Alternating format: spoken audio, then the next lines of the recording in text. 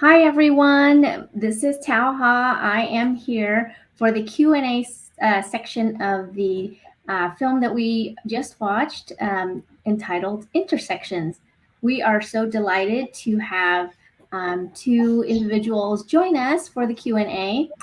We have Kirk Tran, who is the director of the film as well as a cast member, and Rachel Galvez, who's also a cast member and is a producer of the film. So, Kirk and Rachel, thank you so much for joining us. We are honored. And so I know that the audience has watched the film and might have questions. So we have a set of questions that have been preset, and let's start the conversation. Are you both ready? Yes, thank you so much. Ready to We roll. appreciate Yes, being here. thank Thank you. you so much. Awesome. So, in the early part of the episode, there's this discussion about the term buidai, dust child and dust children. So, for the both of you, I'm very curious, when did you each first come to learn about this term? And what were your feelings or your reactions to recognizing that perhaps your identity or your lived experience was tied to this term? Kirk, do you want to take it or do you want me to? Ladies first, go ahead. I was adopted from Vietnam out of the war. So I am 50. I was adopted when the Americans were there. I only learned about this term more recently, but it definitely resonated with me, feeling, learning about war and understanding racism in general.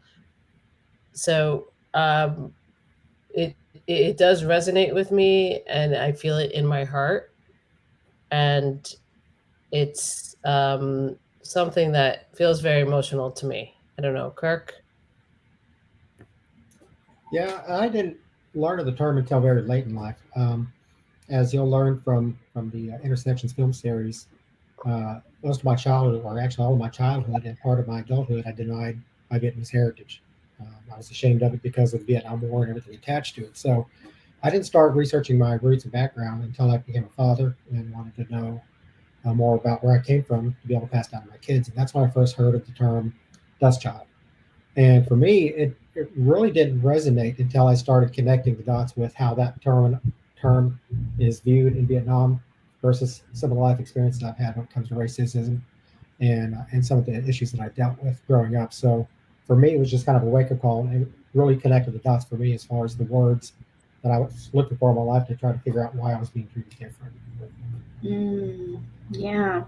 Well, thank you for sharing that. I'm sure it's, to kind of like discover an identity that's like a term that explains something about your lived experience. I teach sociology, and so students often say, "Oh, I didn't even know there was a word for that." So I think that I was so curious how you felt that there was something that explained what you were going through. So thank you for sharing that.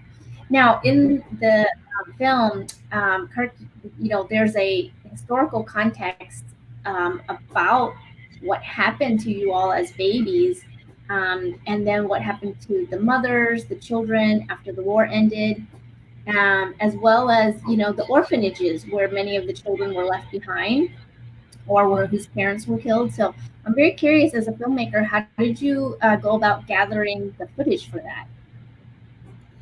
Well, a lot of the footage that dealt directly with the war itself during that time frame, we were able to get from the archive footage from the National Archives and public domain footage that's available for use. I was surprised to learn, though, when I was researching and meeting people, connecting with veterans, connecting with fellow adoptees, and I was putting a call out for media, photographs, anything they had. I got a wealth of video directly from many of the Amerasians and adoptees themselves, and even some of the veterans. So a lot of the footage that you've seen in this movie is actually footage that was provided by many of these Amerasians, these adoptees, and these veterans. So being able to have footage that was delivered firsthand from the people whose stories we're featuring was pretty amazing.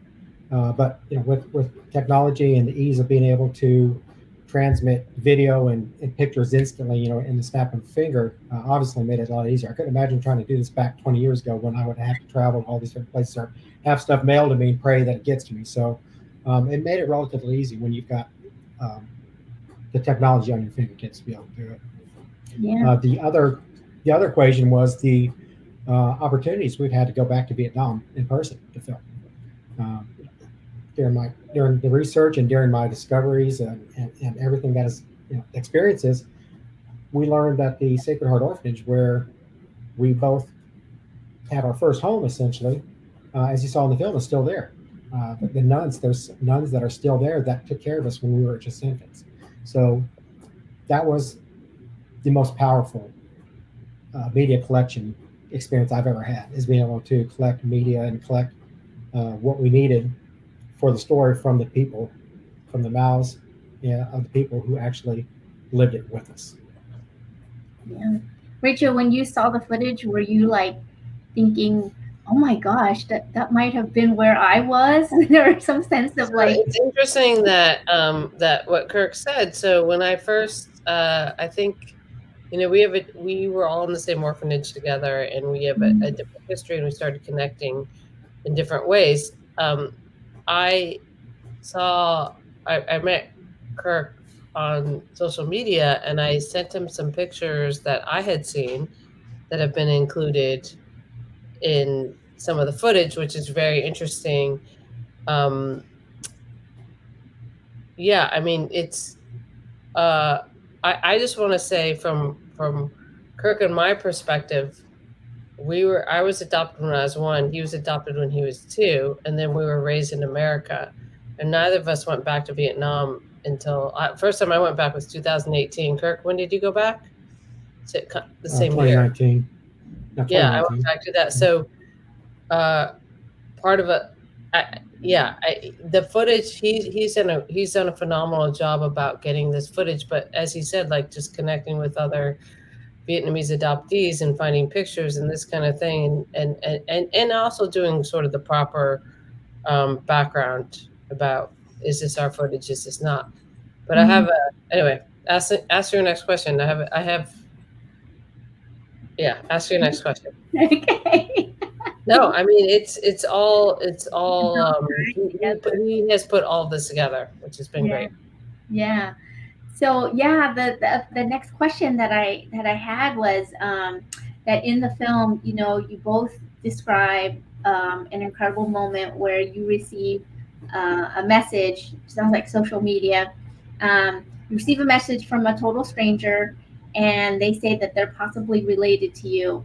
And then in the film, you also share your thoughts and your experiences in that moment and after. So I'm curious, what is your relationship like now with these family members?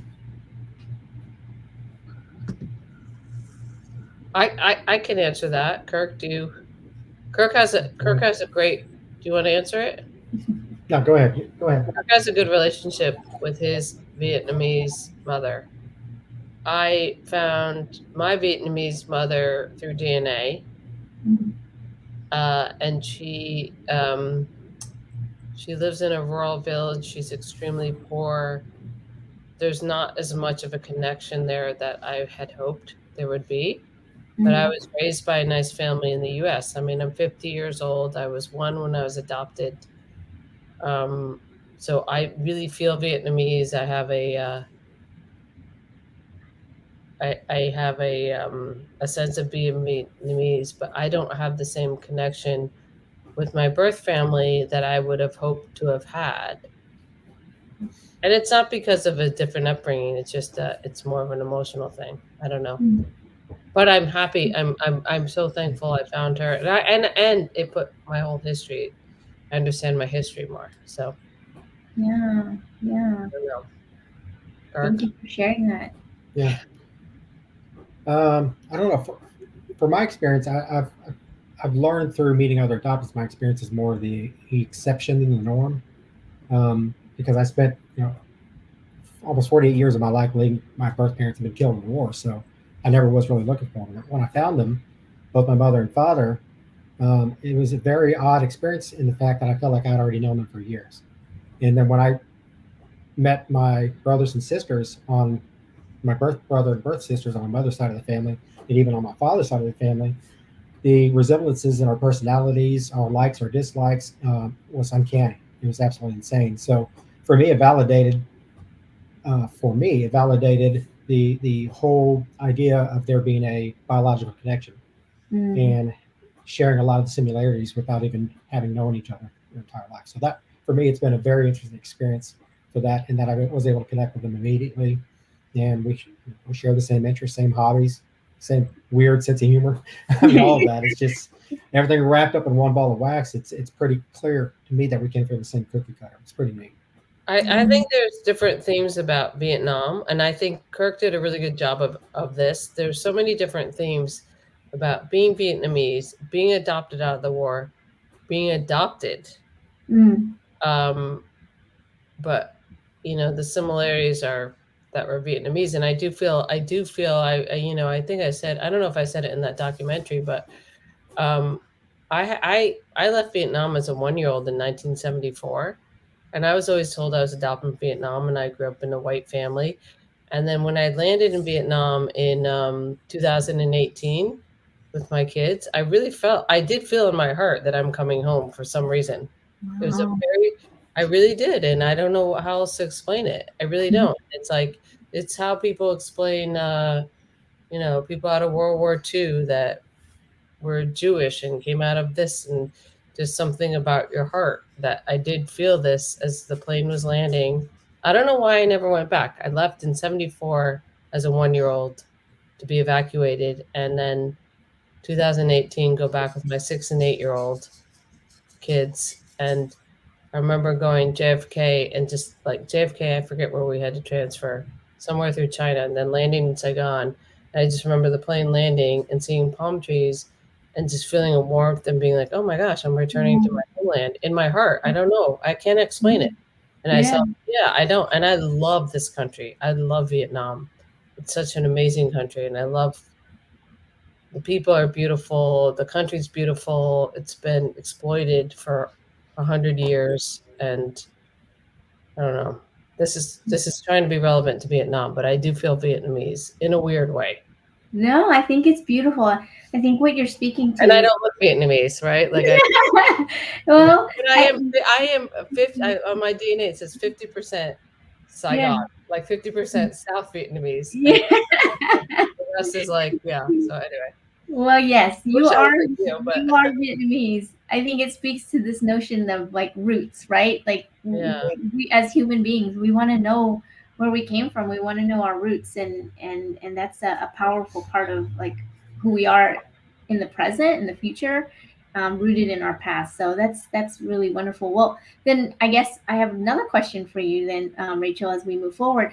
I love the part in the film where you shared that you had joined a Facebook group called Amerasian Children Looking for Their American GI Fathers. And there's another cast member, Daniel Brown, Wayne Jivik, who says that, he he had met some of the Amerasian adoptees, but really hadn't connected with them. He states, it's not where you're from, but it's about your mind, and that his mindset was different, right? So that was really fascinating. But you, in the film, you give a description, kind of like when you discovered it. And I'm very curious, like, how were you feeling, and what's it been like now, connecting with so many people that you can see have shared your identity or your background or your lived experience. That's to me? Yeah. Because yes. Yeah, I mean, well, look, I think Kirk and I are in the same boat. Con has been part of the Vietnamese adoptee community for a while, and other people have as well, even Dan Brown. But my experience in 2017, 2018, I'm 50, so as a 45-year-old or something, was discovering these Facebook pages and looking at all these people who were half black, half white, Amerasians, half black, half white, or Vietnamese, or kind of mixed Asian race, and with American names and European names. And that was the first time I was like, wow, there's a lot of people out there like me. I grew up in this really wealthy community in Connecticut called New Canaan, Connecticut. Everyone was, in my view, blonde hair, blue eyes.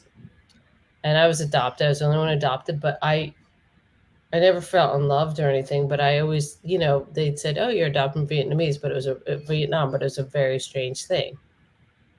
And so I discovered this Facebook community, and I just discovered all these people who sort of, I felt, went through sort of a similar experience that I did. Like, I can't say I had an unhappy childhood, but I taught Khan, who's in that, and Kirk.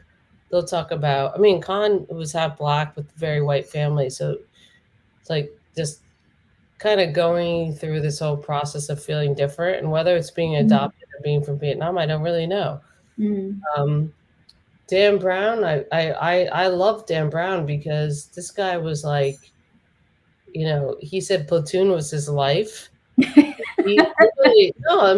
said, if you watch Platoon, that's what happened. Like they, I was in this little village. My dad left, my brother left, and they just and he said, like, the ground shook, and then I came out with my mom. His mom dropped him off at Sacred Heart, and he never saw her again. And then he ended up getting airlifted to Long Island, and he's built a business for himself, and both of his kids go to college. I mean, I have a tremendous respect for this guy, and I'm getting off tangent. So, but yeah, anyway, I joined these groups because I hope to help other people. I think Kirk and I have too, just help whatever it is, like help people reunite or help. I think, yeah, go ahead, Kirk. Sorry. Yeah, I wanted to turn it to you, Kirk, because beyond a Facebook group where so Rachel can find these connections, you've been through like even a broader journey because you're connecting not just on Facebook but all over the place, and now putting this film together. Tell us a little bit about your context in like connecting with so many people with your shared experience, and maybe not very nuanced in different ways, but all being Vietnamese adoptees. Well, in a word, extraordinary. It's extraordinary because for the better part of my life, I thought I was alone in this journey. I thought that the experiences I was having was unique, and that nobody in this world but me could understand what it's like to grow up as an adoptee out of the Vietnam War in a Caucasian family. So for me, it was really, really cool to be able to connect with other people and finally have relationships with people that understand what I'm going through, understand what I've been through, understand the feelings that come along with that. And what I also found was that the stories are all unique. That's one of the reasons Rachel and I decided we wanted to do this series. We wanted to share the stories because in sharing our stories with other people, we found it healing and cathartic for us to be able to finally have people that can empathize and we can connect with about what we've been dealing with our whole life. So we found that healing, and we have found in sharing other people's stories that they're coming back to us and telling us this is what I needed. This is, this has been healing for me as well. And it's so great to be able to connect with people that can understand what it's like, that can get it. Because if you grow up your whole life feeling like you're on this island and nobody understands who you are, your identity, what you've been through, what you're going through, that makes life pretty challenging. So I think it's definitely helped us. And Rachel and I started the foundation in this film project because we wanted to help people experience the same kind of healing and the same kind of experiences we've had. And then on the flip side of that, also, we've understood and met people who have not had such great experiences. So part of the realistic journey that we're on is to be able to educate and to be able to share stories so people understand that there's two sides to every story. There's good and there's bad, yin yang, however you want to call it. But just because everything may be bad or everything may be good doesn't mean you have to process everything in your life in that direction. So that's one of the things we're trying to help other people with those that have not had such fortunate experiences, that there's still a lot of good in your journey. There's still a lot of good to be had in your journey, and that being a Vietnamese adoptee from the Vietnam War is something to be absolutely proud of. And that's something we want them to be able to pass down to their kids and their grandkids. I love that. That's beautiful. I also love the parts of the film where y'all take your trips back to Vietnam. So Rachel kind of spoke to that before, and I enjoyed like the images of like you visiting the family members, the actual orphanages, the meeting the nuns. You mentioned that earlier, Kurt. seeing your name like in the registry, like that hit me. So I'm like, wow, that's so powerful. And so I don't know if I have a question, but I just was like, wow. So it must have been an amazing feeling for you two to see your names. But is there anything else about the trip there that you haven't already shared, or maybe wasn't in the film that you wanted to let the audience in on? Because man, I just love that part of the film. Well, I appreciate that, Kirk. I don't know if before the film, I went back in 2018 before I even met Kirk, or we set up this foundation. We set the foundation up in 2020. And I went back for the first time with my kids to Saigon, Ho Chi Minh City, and went to an orphanage called Toam, which many orphans, they were there during the war. And now it is an upscale French spa, and it's really fancy, and it's in a really nice area, and it's beautiful. And I was with my kids and my husband, and I said, we have to go here. It happened to be closed because it was Tet, but then we went the next day, and it's like this beautiful, I can't even explain it. So there's a picture of me in 74 with all these babies, and it's the exact same like colonial French, a French colonial beautiful building, and now it's an upscale French spa. And I go in there and I said, hey, I think this used to be Toam Nursery. I'm, whatever, I was here. And this woman with this very French, but she was also Vietnamese, said, you will not believe, like once a month somebody comes back here and says, I was in this orphanage. And I said, well, I think I was once, because there's people that come back when they're older. And I can't even tell you, it's like, I would love to take everybody to this spot. It's like a beautiful setback. And so we go there, and there was a picture of me, and now it's like a very nice, pool where you relax before you get your massage. And the woman that was there, who was French, was saying, this room was for babies. Apparently, this room was for babies who were very sick. This room was for and she knew the history of it, but it is the exact same building, which was, and that was comforting to me.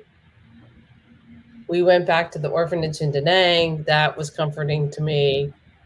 I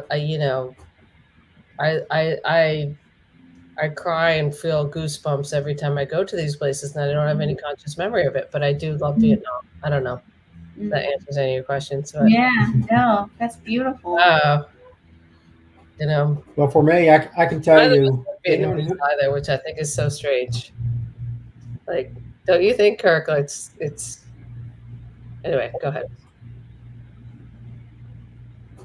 Okay, for me, I would say that anyone who has not been to Vietnam and wants to go there, what you think it is, forget it. Because I can tell you, before going there, just knowing what I knew from the movies, from history, I expected to go back there and see, buildings that were still half flattened by bombs.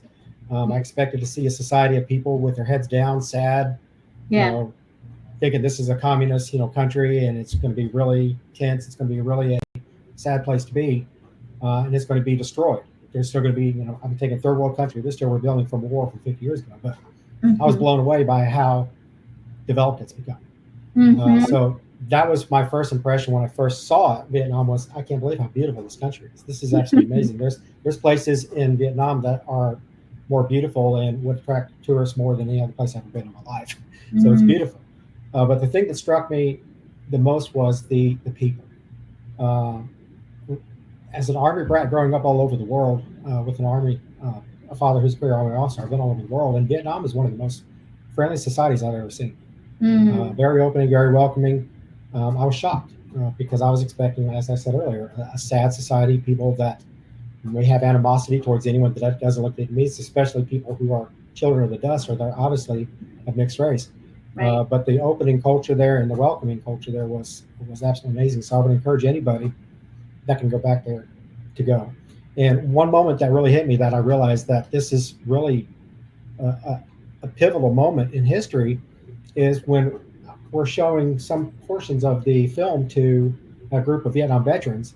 And there's a part in the film where you see Vietnam in 1969, and it slowly fades into what Vietnam, or Da Nang, I'm sorry, Da Nang in 1969, and it fades into what it looks like today, you literally could hear the whole room of veterans just gasped because they couldn't believe that was Da Nang, because they remember it, as the base where they were conducting operations out of. So I would encourage anybody, especially adoptees, adoptee families, birth families that have a chance to go back to Vietnam. I think Dan said it perfectly in the movie. You must go. You've got to complete your journey. You need to walk on the same streets and the same steps and the same dirt that you're. Yeah, Tom said that as well. You need to walk on the same foot on the same land your family. Yeah. Thank you so much for sharing that. That's heartwarming to hear, and a great pitch for people going home and visiting. I love it. Yeah. I have a friend who's half Vietnamese, and her sister was the writer for this Netflix.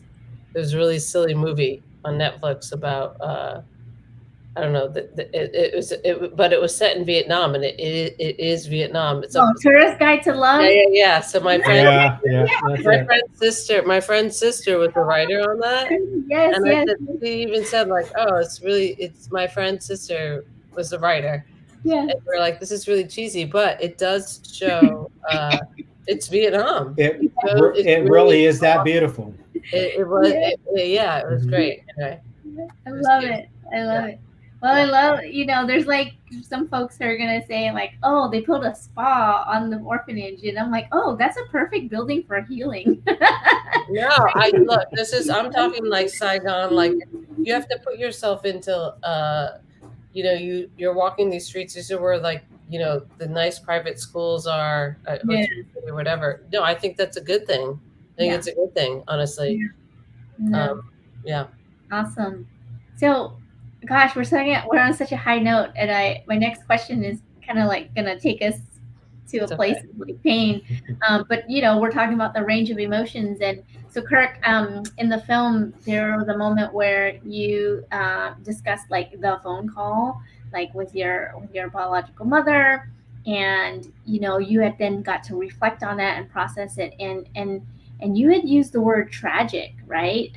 Because you were seeing it from yourself as a parent and describing like losing your child. And then you talk about like the struggles of the Vietnam veterans that you've met, and that even they had anxieties about the children, the dust children, leaving children behind, and those kind of like real pains that came from like this whole experience. So I'm curious, have you and your biological mother had conversations about perhaps her pain, not maybe, of like the decades that she was looking for you? I'm so curious if there's, been those conversations. Yeah, we've had limited conversations, and to be quite honest with you, I've not really delved deep into her mind as far as asking questions about what she went through, because from what little she shared, I know it was a very painful experience for her. So I think there's elements of PTSD and parts of memories that she's dealing with that probably, unless she's ready to talk about, are better left unsaid. Yeah. So we do talk every now and then, but she's made it clear that it was a very painful experience. And, I can only imagine, as a parent, the worst fear I've ever had, and I'm sure Rachel can relate to as well, is losing a child. That to me would be the worst pain ever. So I can't imagine losing a child right after they're being born, knowing they're alive, but not being able to be with them. I couldn't imagine it. You can't put words on it. The only word I could think of is tragic. So, although reconnecting with my mother was absolutely amazing, it was a miracle because, as I said, I wasn't expecting it. I wasn't, looking for her. I thought she was dead. So it was triumphant in that, but it was also tragic when you think back to the 48 years that she lost of being a part of my life and my kids' life, her grandkids' life. Yeah. With the veterans, I grew up, as I was saying earlier, in an adoptive home where my father was a career Army officer. So I've always been raised with the notion and the respect of what it means to be a veteran, what it means to serve, and I've always had a tremendous amount of respect for veterans, especially Vietnam veterans, because my father, he adopted me while he was serving in Vietnam. Right. But also growing up, Vietnam was a subject, specifically the war was off limits. We didn't talk about it. And I learned at a very early age that, he had experiences over there that he didn't want to discuss, and we just not discuss it. So when we started on this journey together, Rachel and I started this journey together for C2C and helping adoptees reconnect and deal with issues. I also wanted to make sure that we included our veterans, especially the Vietnam veterans. So I initially went into it thinking that part of our mission was going to be a way of thanking them and doing what we can to get back to them. And what I found and what I experienced was pretty amazing, because we were invited to go to a 50-year reunion of several veterans that served in Vietnam in the Da Nang area, and some of them had even visited us in the orphanage while we were there. And Wow. while my intention was for us to go there and thank them for their service, the script was flipped. They were thanking us for coming there and giving them peace of mind and closure to a chapter that they didn't know had been written, because there were several that we've talked to that have said they've gone their whole life with anxiety and depression, not knowing what happened to these kids they used to come play with, what happened to these children of the dust, and being able to see us and hear us and see the lives that we've provided for our families, and knowing that we turned out all right has been very healing for them as well. Oh, I love that. I love that. So we have one last question for you. This is a big one. So, you highlight so many experiences and thoughts and emotions, but really this is about family, and there's healing and happiness, but there's also struggle. And so there's different ways you've defined family, right? The biological family, your adoptive family, this sense of belonging to a family, but also in this conversation to country, and then community. So through this process of the film and sharing your story, what would you say is your biggest maybe epiphany, realization, or takeaway about family today for you? Kirk, do you want to take it, or you want me to take it? No, go ahead. Go ahead, take it. I will tell you, I've had a different, I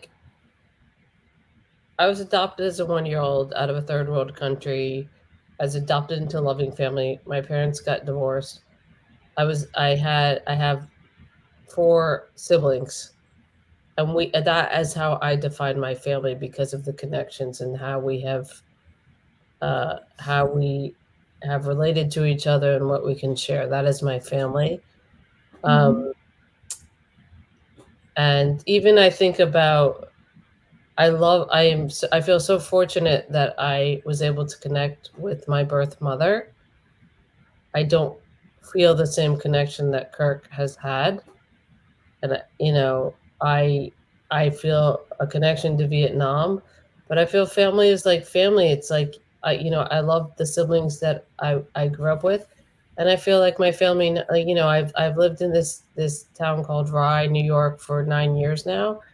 And I have great mom friends, and we all feel like family. We just, and so it's who you surround yourself with.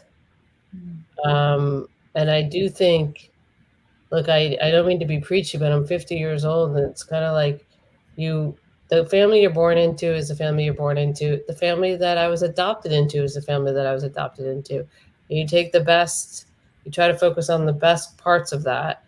But I think the people you surround yourself with are your family. Yeah.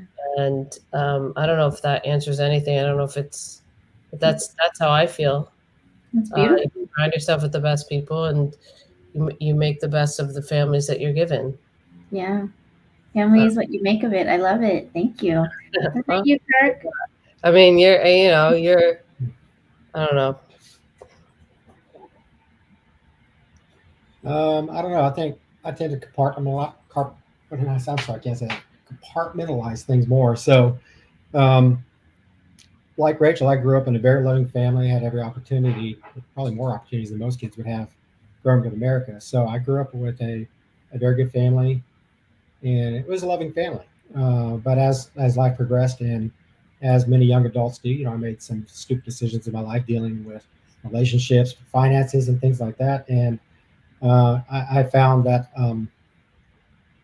it was difficult for my adoptive family to be very to show a lot of grace towards a lot of the mistakes I made in life. So, I look back now, and it's one of those things you say, if I knew then what I knew, now what I knew then, or vice versa, that you make different decisions. But, I also look at the circumstance right now with the kids I have, and I know that a lot of the same mistakes that I made, if they made the same thing, I probably would have handled it with a lot more grace. And I don't know if that's, that's one of those things where I struggle. Is that because there's a biological connection, or is the lack of grace on this other hand because of a lack of biological connection or not? So that's one of those things that, it's different for every family.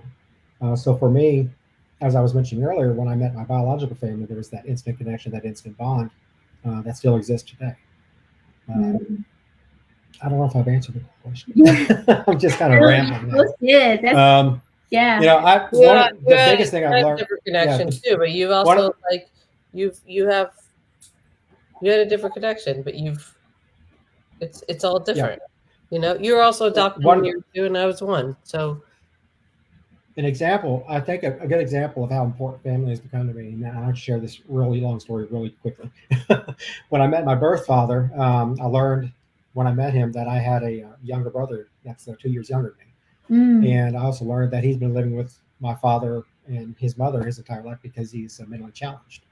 But when my birth father passed away a couple of years ago, there was no one in the family that was able to take him in, and the option was the only option they had was for him to go to a group home and basically become a ward of the state. But because of my experience and my connection with my family and the epiphany that I had of how important family was, I had the means and the ability to take him in. So he moved in with me 2 years ago and he's been here ever since, because I didn't want him to become a ward of the state, and I didn't want him to be in a position where other members of the family may not have the ability to come visit him. I just didn't want him to be forgotten. So he's been living with me and my family for the last 2 years, and he's doing wonderful. And for me, that just to me was a reaffirmation to me of how important family was. And I also wanted my children to see this is how important family is. It doesn't matter what struggles anyone has. It doesn't matter what disabilities they may have, what abilities they have. You accept them as they are. Wow, what a beautiful note. Thank you so much. That's so powerful. Wow, that's touching, Kirk. I love that. Yeah. Well, it's just a reiteration of how important family is. Yeah. Oh, I love it. And I love the film.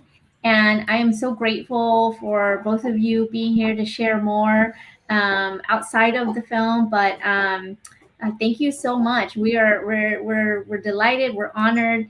And I think this will close out our Q&A.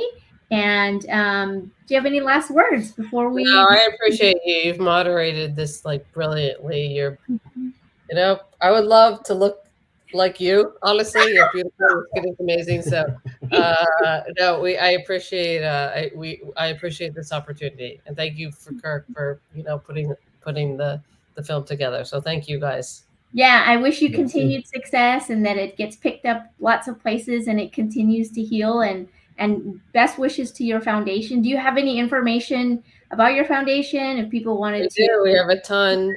See, I don't know. Do you want to send it out, Kirk? But yeah, maybe we can. Yeah, if you send it to us, we can send it in our notes or something so people can learn more about your foundation. Awesome. Thank you so much. Sure. Thank you. The last thing I want to add is thank you so much for accepting us into this film festival and allowing our voices to be heard. Because as Eric was saying earlier, this is a perspective from the Vietnam War that's not been told in our own words until now, and it's very important. And for those of you who are out here watching this, and if you're part of our family of being an Amerasian from Vietnam or Vietnamese, be proud of who you are, because we are, and we're gonna let the world know how proud you are. Yeah, love that. All right. Thank you. Take care. Thank you. All right. Thank you.